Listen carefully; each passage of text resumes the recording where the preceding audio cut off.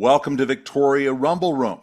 I'm Robin Adair. With me, as always, the Croatian sensation John Juricic. And John, this is a special show we're doing because we are outraged about what's happening right now in our relationship with the United States. We heard on Friday that the trade deal between Canada and the U.S. has collapsed. Mark Carney got out and said, no deal is better than a bad deal, and that we are now in a trade war. And those are his words. We are in a trade war with the United States. And this is terrible. It's terrible for the country, but it's so important that we rally behind what's going to be done in the future under Carney's leadership. Totally agree with you.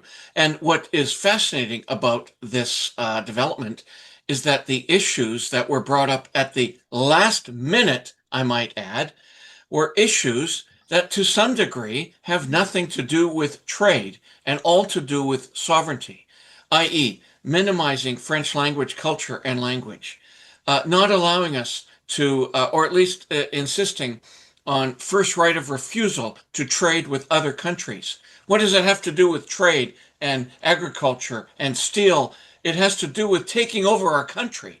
So it moved from trade to, oh, hello, you want to be a 51st state or not? Yeah, we're in a war, all right. Thank you, We're just Mark going to Carney. make you a 51st state whether you want to be or not, is what that's saying, isn't it? I mean, So thank you, Mark Carney. a veto for strategic infrastructure, things like the expansion of pipelines. No, you can't have a pipeline unless it's going south. Or hydroelectric. Oh, unless that power is coming to the United States, you can't build it. Or anything else in terms of expansion of ports. Well, where's that stuff being shipped? You can't ship that to the countries we don't like. And here's our list of countries that we do like. And boy, it's a short list. And Sure. this is the sort of thing that they laid down, and they threw it down on the table in the last couple of hours of the negotiation, right out of the blue. And I know the Canadian negotiators thought, we're close to a deal here. And some of the rhetoric sounded quite promising. And then they throw this down, and basically it's saying, we don't recognize you as a country anymore. Sign here or face the consequences. Absolutely. That's war talk. Can't believe it. We're in an economic war. Never thought it would happen to Canada.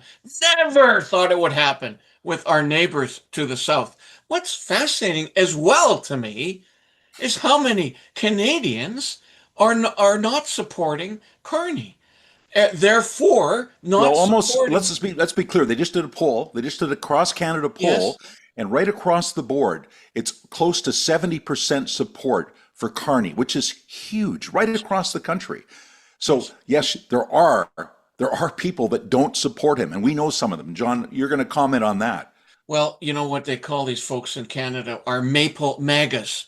They have the Canadian brand to the MAGA philosophy. Maple MAGAs is what I'm going to call them, who are not supporting this deal, who are not supporting reciprocal tariffs. This is how I am all weekend, literally at a loss for words. Nonetheless, these Maple MAGAs, get out of the way, shut up. This is not a time to be mulling about in the weeds of Economics 404 on how reciprocal trade tariffs are going to hurt Canadians. We're defending ourselves and our sovereignty.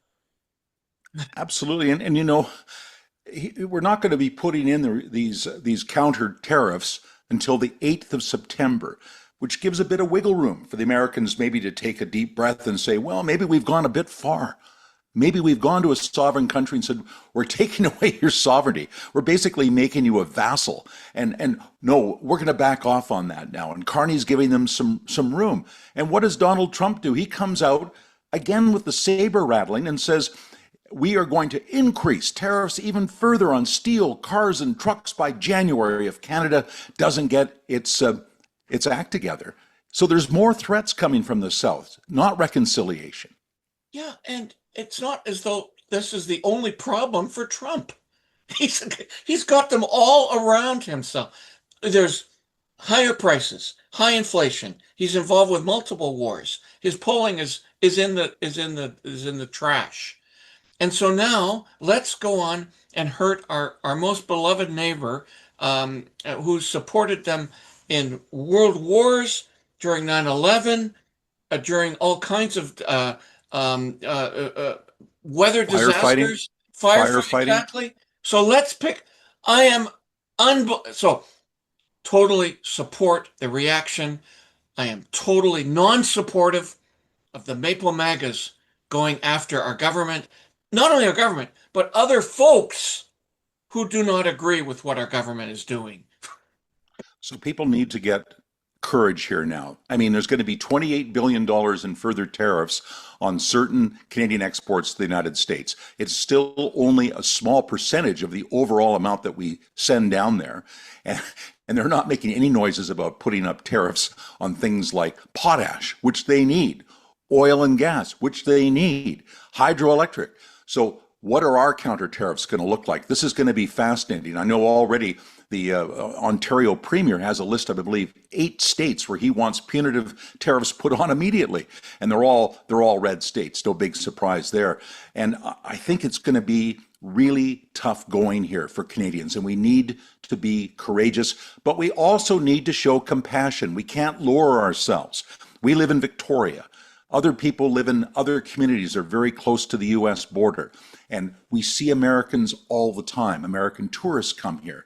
I think we still, Johnny, need to reach out and be friends and be smiling and say, welcome to Canada.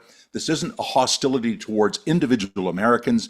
It's the hegemony of a really out of control government run by an out of control president. I can't agree more. Here's an example. I've been working with the folks out of Gig Harbor. That, for those of our viewers watching from across the world, is just below Vancouver Island in the States in Washington. And I've been working on some genealogy work there with regard to various families, etc. And that person wrote to me over the weekend how very, very sad and embarrassed they are about their government and self-labeling their country as screwed up. And I wrote back and I said, your country's not screwed up, your government is. And you can continue to talk to me as long as you want, because I welcome hearing from you exactly what you said. This is Trump and a very corrupt and unethical, immoral government imposing these things on our country. Well, you know, there were 70 million Americans who voted for Donald Trump. And I think there is a feeling in Canada, and I don't think it's a badly thought out feeling, that just because there'll be a change, there's going to be midterm elections in November. The Senate and the Congress could go back to the Democrats. It could really change the tone of how things are done in the States. Does that mean we go, hooray, everything's back to normal with the United States? I don't know what the new normal is going to be, but it's not going to be what we've had up until now. We're moving towards a new relationship. We have to build these pipelines. We have to build this new infrastructure. We've got to expand our ports. We need to diversify our markets. It has to happen because this is a shot across the bow. Donald Trump is the first person from the United States to really do this in such a major, blunt way, but I think there will be others. If the United States economy struggles in the future, where are they going to turn? They're going to turn on people that are easy targets, and that's how they see Canada. So I just don't think this is going to change. And we have so many Americans that we know. I've traveled now a few times to the United States and traveled on cruise ships, which are full of Americans. And over the last year when I've traveled, I've had several Americans come up to me and apologize and say, I feel so sorry about what's happening. And we feel very badly about what our government's doing. And I believe that. And I really do hope the United States can straighten it out. But Canada can't sit around idly saying, well, the Americans, they'll figure it out. We've got to move in our own direction. We have to be an independent country. This is great. I got goosebumps. This is great. Well, you know what we're doing here? We are rumbling in reaction to an economic war that was launched in Canada over the weekend. And we will continue to support this point of view on the Rumble Room. And you can be guaranteed whatever the Americans do down the road, we'll be watching. And when we need to, Johnny, we're going to rumble on.